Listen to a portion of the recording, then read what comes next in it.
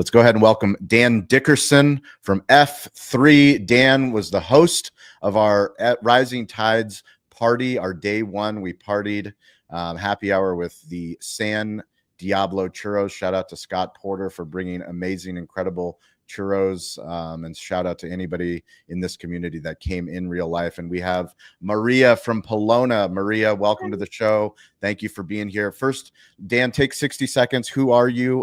What does F3 do? And then share a story about technology from Chicago. Go for it. Yeah, my name is Dan Dickerson with F3 IT. I head up our managed services division as well as some of our emerging field service operations. The show itself was great. I think the big thing with what I learned is that there's a lot of technology out there.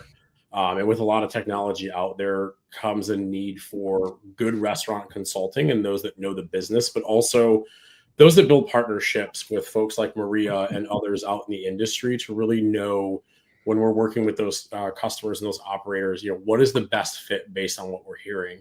A lot of times I see operators just Googling things and looking at websites and there's numbers and things all over the place. But it's like, but what is the right fit for me? So we help connect those restaurant operators to those programs and those partners and ensure that they have a great fit, not just product wise, but culture wise. And that's a pleasure to meet Maria on Monday as well, and Chris and the team there. So but yeah, and then we also go through and do things, implementation with point of sale providers. And I could go on and on and on, but I'll turn it over to Maria.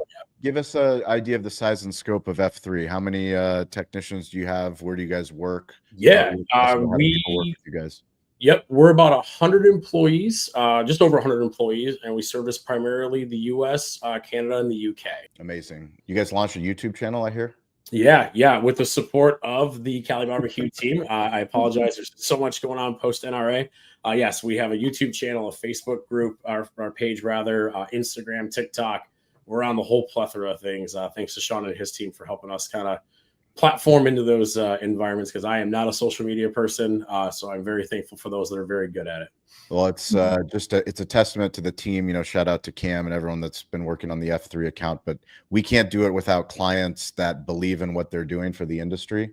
The more that we talk to people that work with the F3 team, the boots on the ground, that are actually helping restaurants run more profitable restaurants, have technology that supports so that when shit does break, it actually gets fixed in a timely manner. So thank you for doing that. Dan, what was your memorable moment? And then we'll bring some people up on stage so you guys can ask Dan and Maria any questions about what they do or technology in general, or something that you found cool at the show. Go for it, Dan. Yeah, I've got two. First, I've been following along with Hot Dog Gate, because apparently Nathan's Hot Dog was memorably missed this year. Hot Dog Gate, I like it. Get into the controversy. Explain for those that don't know. Yeah, so Nathan's Hot Dogs has been a staple at the show and something I enjoy grabbing every day. And I searched the entire floor and could not find it.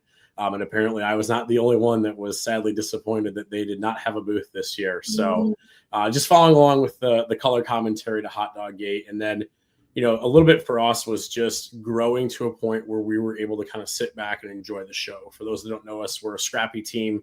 We build our own booths. We do all our own work. And this year we were able to kind of have the fortune of having a team help us and assist us in that. It allowed us to really focus on the relationships with you, Sean, and with you, Maria, and Dan and I and Hunter and the entire team. Shout out to the IT team to really be engaged. After a couple of days of building a booth, if you've never done it, it's a painstaking process, but it was good to just see and reconnect with everyone. As a remote company, you kind of feel like a little kid at the school playground, like you're seeing everyone, you're giving handshakes and high fives and hugs, and that's always my favorite piece there. But it's also cool to see our partners grow and just seeing what they're getting into and hearing from folks, and just, again, kind of that ecosystem of all these partnerships coming together.